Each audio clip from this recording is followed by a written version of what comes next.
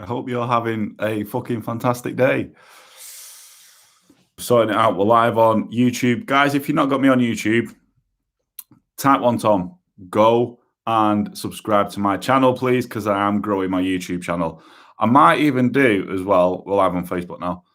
I might even do a day in the life and record it and upload it to my YouTube channel. What do you think about that? Like a day in the life of me managing my diabetes, what I do day to day. I think that'd be pretty interesting for you guys. I think you might get some value from that. So I will, if I ever do a day in the life, it'll be uploaded to my YouTube channel. It's Type 1 Tom. Yeah, so go and follow me on YouTube. Go and subscribe. Yeah. So we'll give it a couple of minutes as we always do, and then we will get into it. We've got 4 of you guys on Instagram. Thanks, team. I appreciate you jumping on. We've got one on YouTube and we've got one on Facebook. Yes, it's not a bad Monday, the time of recording this. It's not a bad one, this, is it? Eh? Guys, give me a hashtag replay if you're watching this on the replay, please, just so I know how many people tune in. So we're going to let's give it a minute, and then we'll get into it, right? A minute. I hope everyone's got their plans for the week. Hope you're ready to boss this week. It is Monday, the time recording this, so it's a new week, yeah, and something that I'm big on with myself and with all my clients, as they know. We set goals every single week. I don't care whether it's 1 or 3. You know something about setting goals, actually? I'm going to tell you this. It's better to just have a few and smash them than to try and think that you need loads, yeah? So every week, I set goals, what I want from the week. Get my clients to do the same. You guys should always be doing the same as well each week to keep you focused and keep you moving forward. A little bit of fucking gold there for you. A little bit of gold. Right. We'll hit the recording. Hey, we didn't want that. That was my intro. That was my intro. Right. We've got the recording going. Sweet. We're sorted. Right. Cool. So, shall we get into it? 3, 2, 1. Yes, welcome to another episode of the Type 1 Movement Podcast. With me, your boy, Type 1 Tom. I hope you're having a fantastic day wherever you are in the world listening to this. And before we get started, team, please leave me a rating and a review on the podcast app, as it really does help me reach more Type 1 diabetics and positively impact our community. Also, feel free to give it a screenshot, whatever platform you're listening to it on. iTunes, Spotify, whatever your poison is, and screenshot it, share it on your Instagram stories, and tag me at Type1_Tom so I can reach out. Guys, I say this time and time again, I fucking love it when you guys reach out and say, hey, I've been listening to your podcast and I love it. I've got this from it, I've got that from it. That just makes me think, hey, I'm actually making a difference. So I love it when you guys tag me in these posts. I absolutely love it. So apologies about that. Hey, I'm not going to cut that out. We had a phone call, mid-conversation. I'm not going to cut that out. We're going to keep it authentic and real and run with it. Right, guys. So what we're getting into on this episode, low, middle, or high, the diabetes game. Now, we know being a type 1 diabetic is a serious condition, right? It is a serious condition. There's no two ways around it, yeah? But I think if we're constantly thinking it's such a serious condition and we're trying to control it and stuff, we miss out on so much, and it can put so much stress on us as type 1s. And we've already got a lot of stress as type 1s, haven't we? Yeah. So I want to share with you guys how I see managing my diabetes most of the time. Yeah. Now, I'm not saying, I never say you should do this because I do this. But I like to share my stories and I like to share my thought process and stuff like that.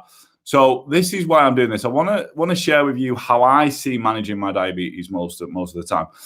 And I see it, this may sound odd, I see it like a game, right? I know it's serious. I know sometimes if we get things wrong, there can be ultimate complications. Well, if we get it severely wrong, if you're severely inadequate at managing, which we'll get onto it soon. But I think we need to see it, I know I do, kind of like a game. I think that takes some of the seriousness out of the condition, because we all understand the seriousness of it as type 1s, right? So that's why I like to kind of see it as a bit of a game. Now, stick with me on this. Now, the reason for that is this. I hear from a lot of type ones, there's so many questions that cause procrastination, which means they won't actually take action because they're constantly questioning what if. Yeah. What if? And trying to predict an outcome, like a perfect outcome. So I'm going to give you a few common questions that I bet you've asked yourself before. And hey, I still ask myself.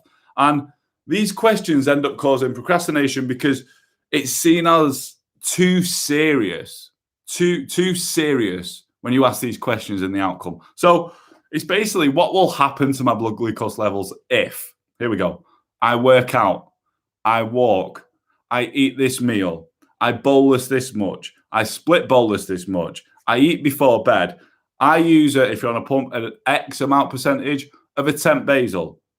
I change my background insulin if I'm on pens by this much. What will happen if?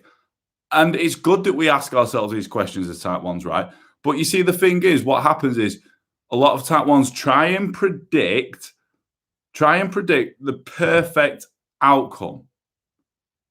And what happens then when you're trying to predict, that's you trying to predict the fucking future. Yeah. You're trying to predict the future, and that it's not going to happen. It's as simple as that, right? And when you ask yourself this question, this is what could happen, right? What's going to happen to my blood glucose levels if I work out? Well, I've put this and I've put that in. I'm doing this workout, yada, yada. And yeah, well, I think this might happen. And then you keep going over these scenarios in your head, and it causes procrastination, and you end up not doing it. This is what happens.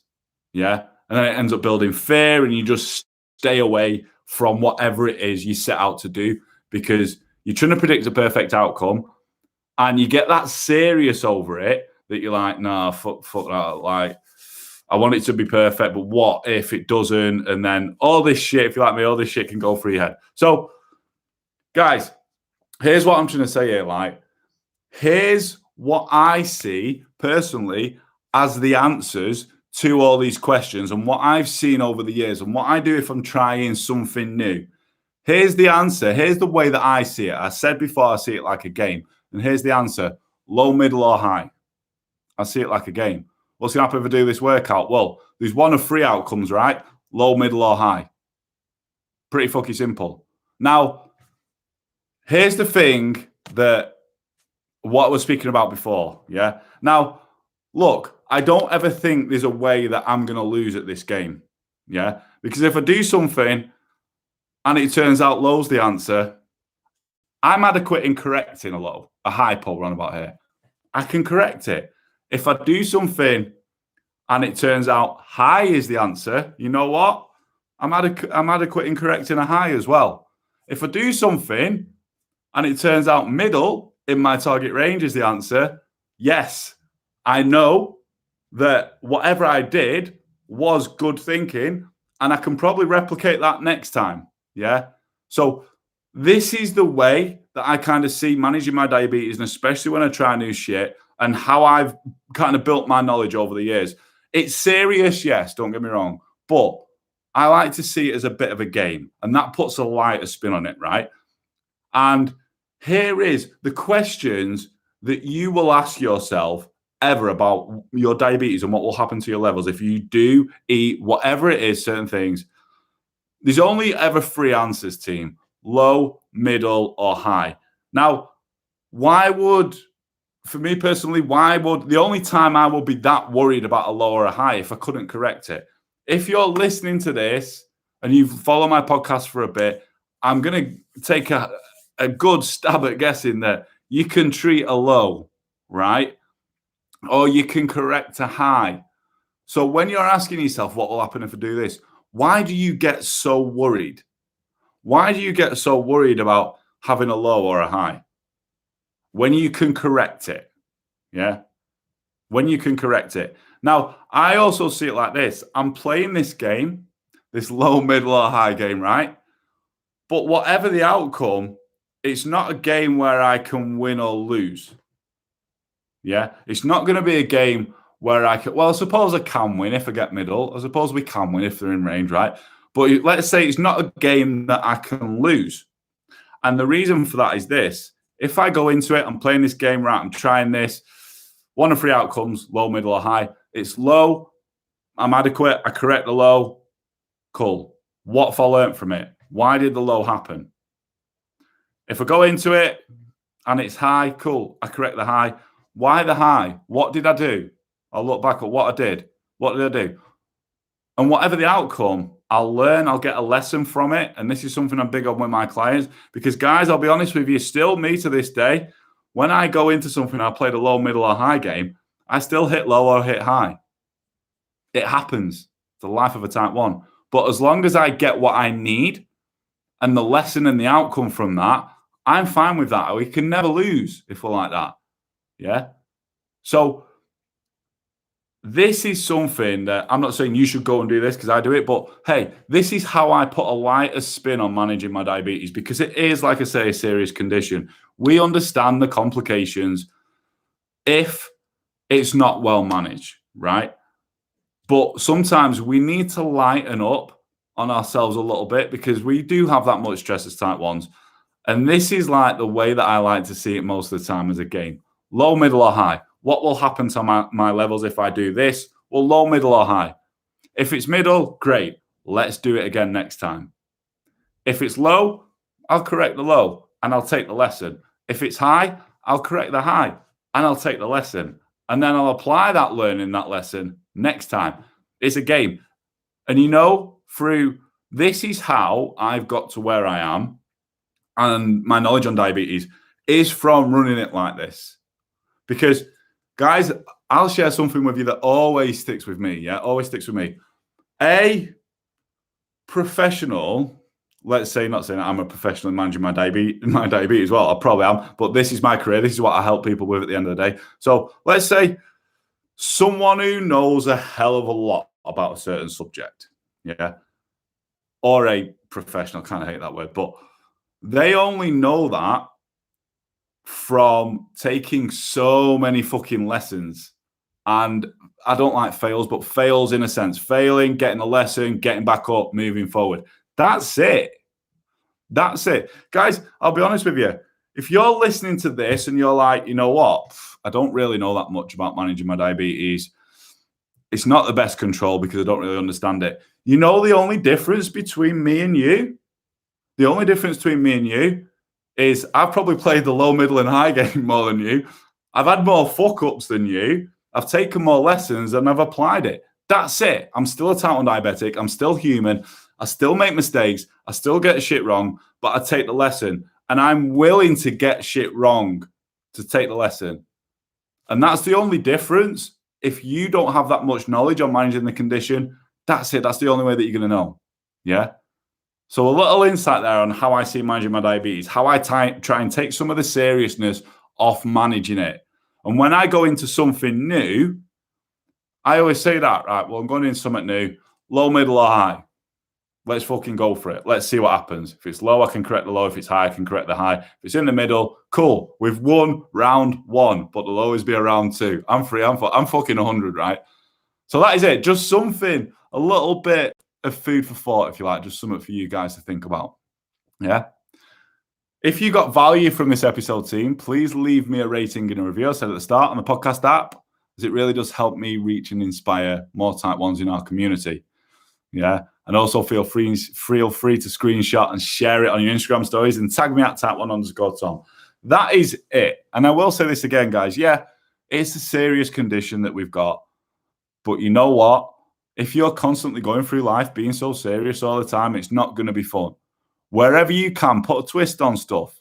I know it's a serious condition. See, like a little game, low, middle, and high, the diabetes game. I'm going to leave you with that, team. Thank you very much for listening. I truly do appreciate your time and your ears and you spending a little bit of time with me on these podcasts. Till the next episode, team. Peace. Short and sweet, that one today. David, greetings from Texas, brother. Greetings, bro. Love that. Cool. I'm going to flick through and see if we do have any questions. Love it. Thank you. Thanks, everyone, for tuning in. Facebook, YouTube, Instagram. I appreciate you. What's happening, team, on Instagram? Thank you. No questions. Right. That is it then for this live. I appreciate you taking the time to watch. Hey, I want to ask you something about alcohol. Shoot, go for it. Go for it. I'll stay on just to answer your question on alcohol.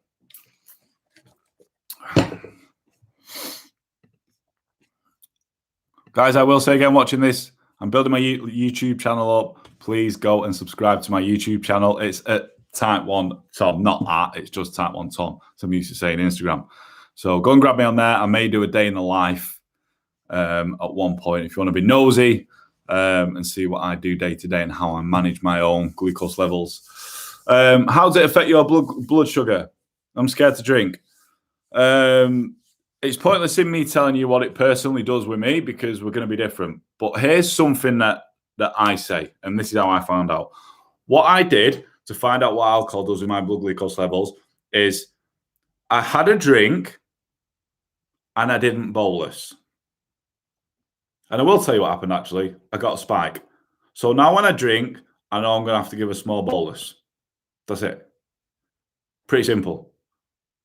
Like we've just said about this whole episode, low, middle, high. When I had the drink without the bolus, it was a game.